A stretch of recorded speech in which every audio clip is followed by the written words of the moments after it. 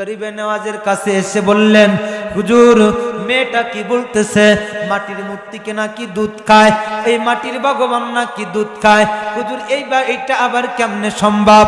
আল্লাহর ওলি খাজা গরিবে নওয়াজ ডাক দিয়ে বলতেছে, এ গ্রামবাসী, এই ক্ষমতা দিয়েছেন আমাকে আল্লাহ।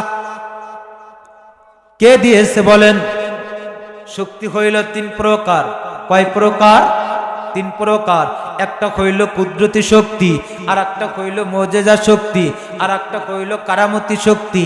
আল্লাহর কুদরত এইটা আপনারা মানেন। এই যে পৃথিবী এত বড় আসমান জমিন, আল্লাহ তাআলার কোনো খুঁটি লাগে নাই, লাগছেনি। এইটা হইল আল্লাহর কুদরত। আর মুজিজা হইল নবীগণের শক্তি, যেটা আমার আল্লাহ দেয়। আমার নবী শাহাদাত আঙ্গুল দিয়ে চন্দ্রকে দ্বিখণ্ডিত করছে কি করে নাই?